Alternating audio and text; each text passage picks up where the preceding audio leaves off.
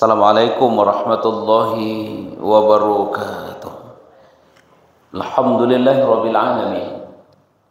Asyhadu an la ilaha illallah wahdahu la syarikalah.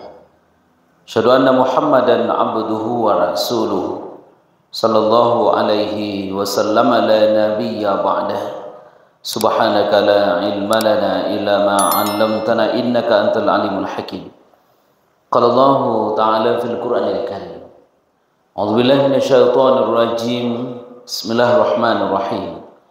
Innal ladzina ya'kuluna amwalal yatama zulman innama ya'kuluna fi butunihim nara wa sayaslawna sa'ira.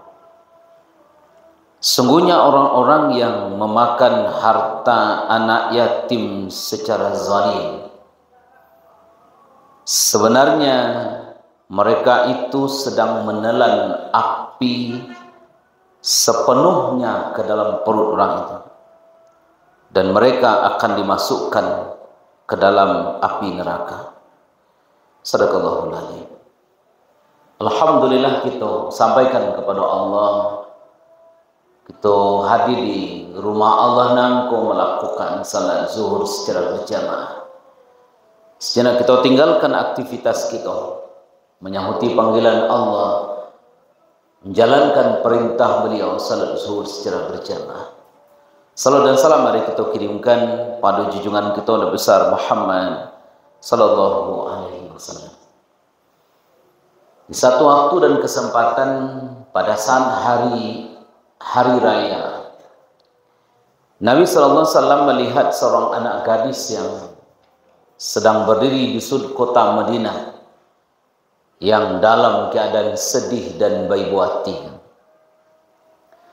Melihat saudara-saudara yang sebaya joinnya sedang bermain, tapi si anak gadis itu tidak bisa bermain dengan pakaian yang lusuh dan hati yang ibo.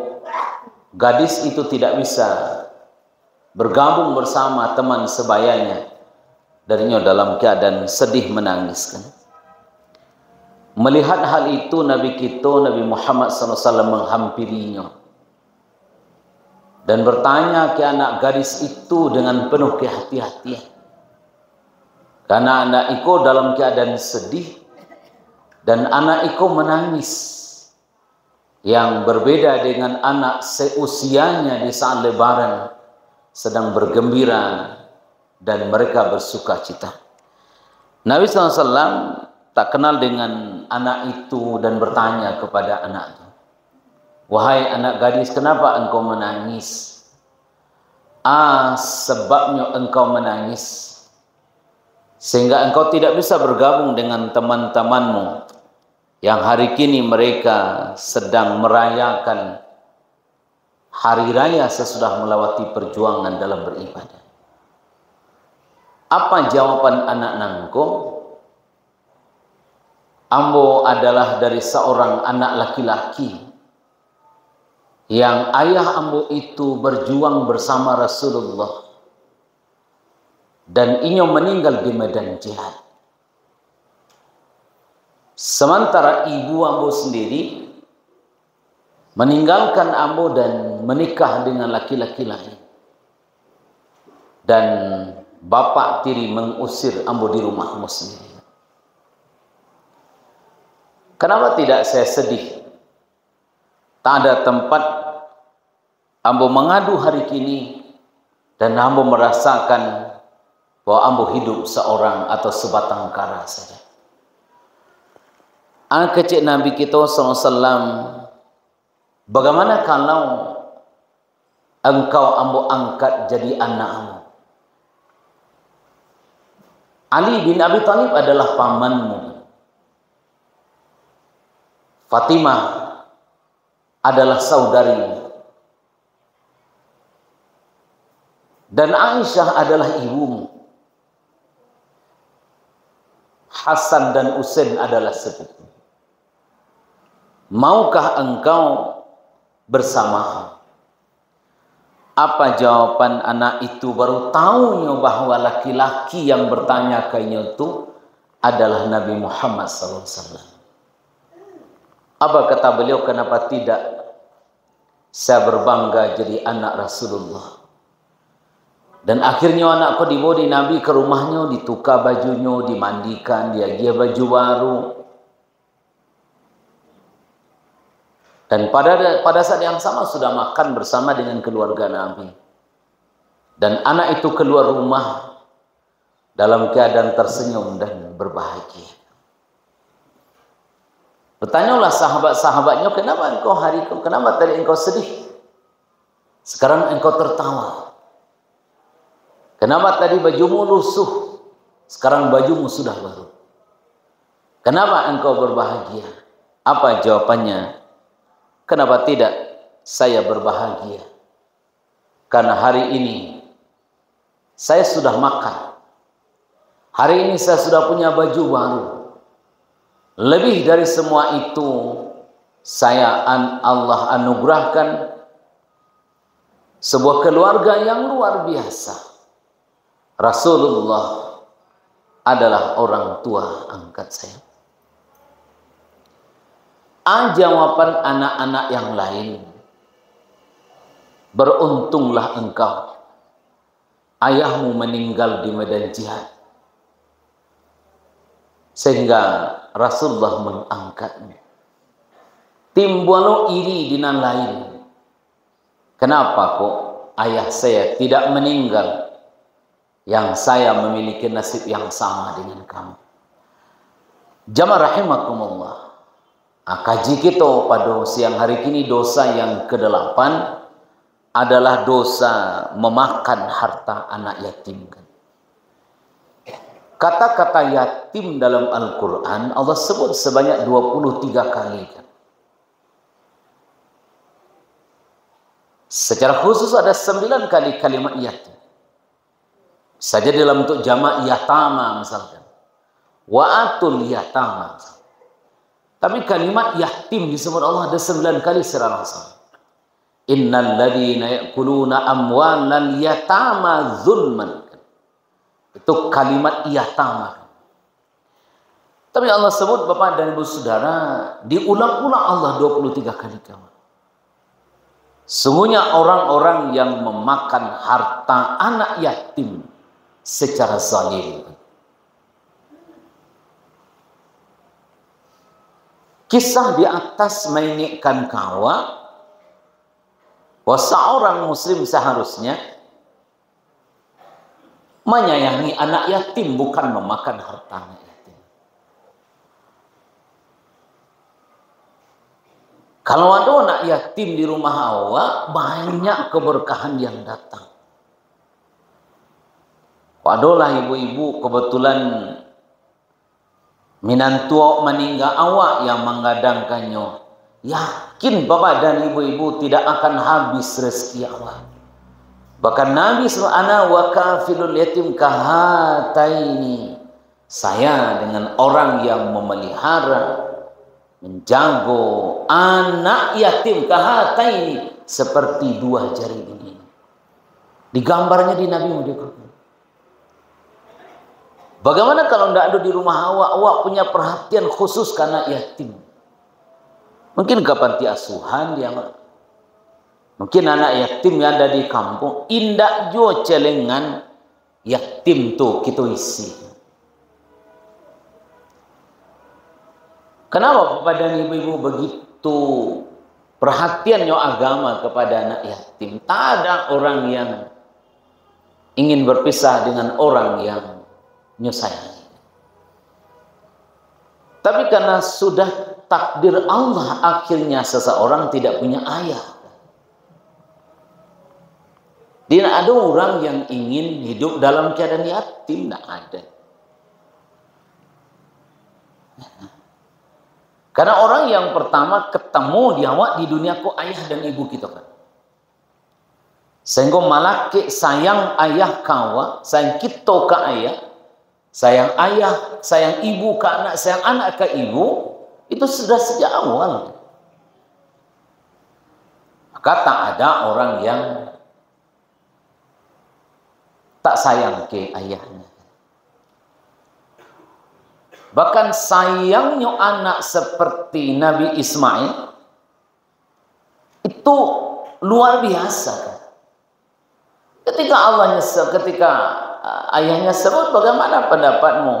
Kalau Allah suruh saya menyembelih kamu, gimana pendapatmu? Apa jawab? Ya abatif, wahai ayahku, karajokan sadualahnya yang disuruh Allah. Kenapa? Dalam rangka mematuhi perintah Allah, menyayangi orang tua, taat kepada Allah, patuh kepada kedua orang tua.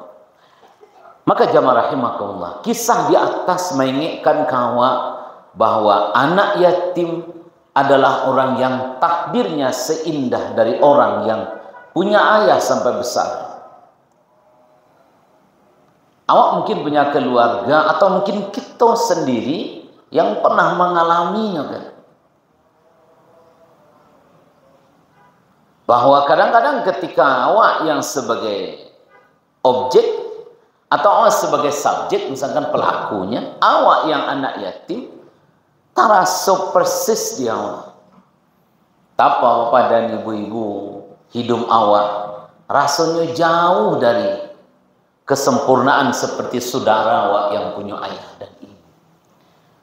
Maka negara dalam undang-undang memiliki kewajiban untuk memelihara dan menjaga kelangsungan hidup anak yatim. Tapi tentu tidak bisa awak bergantung saja ke negara, karena banyak yang lebih diurus dari itu.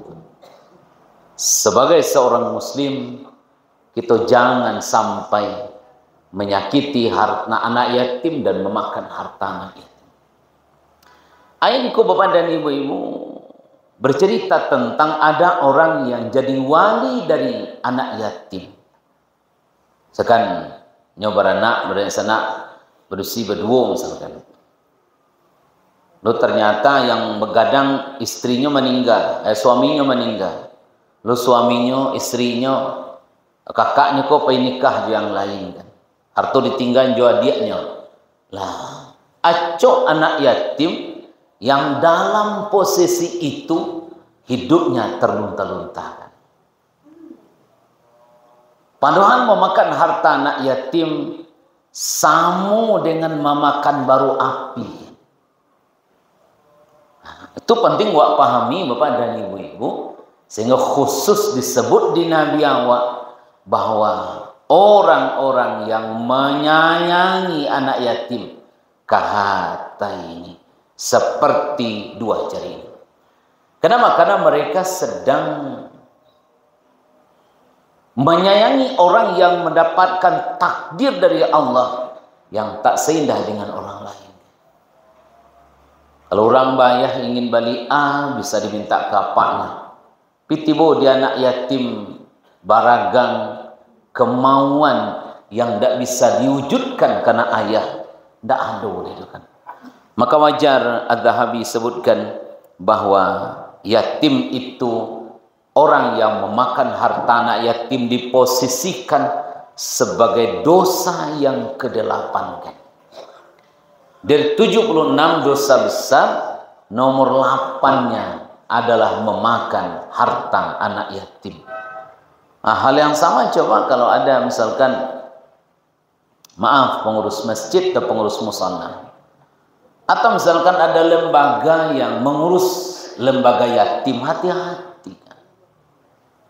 Kadang-kadang ada lembaga yatim, apakah organisasinya resmi atau tidak resmi, atau lembaganya besar atau kecil, asal mau anak yatim agak-agai kan. Jangan sampai tamakan dia harto anak yatim.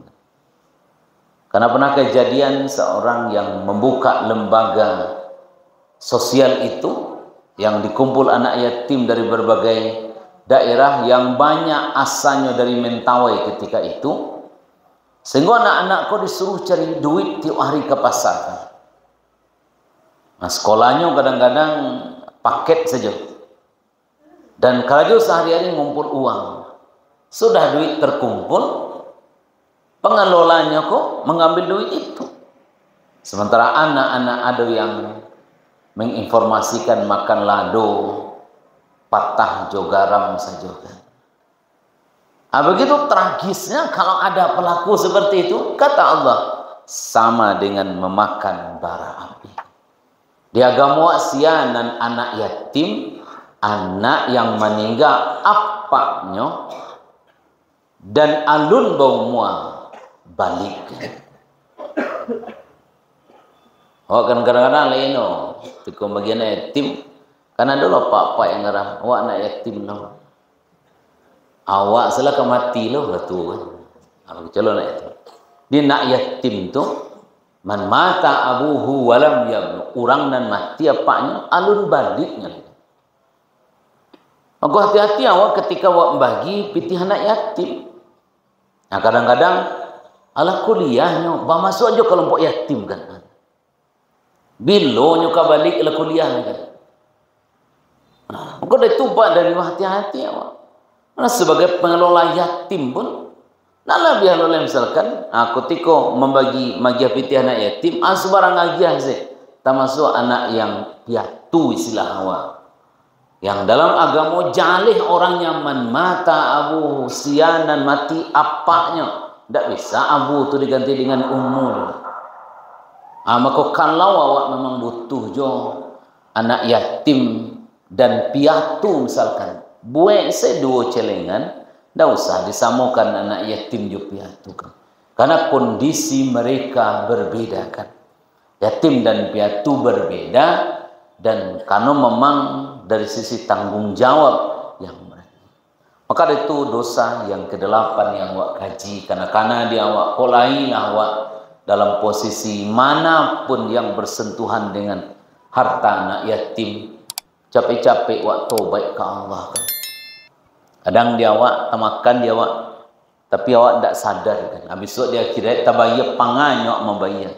Sampaikan ke Allah, termasuk yang mungkin harta anak yatim yang tamakan dia awak. Assalamualaikum warahmatullahi wabarakatuh.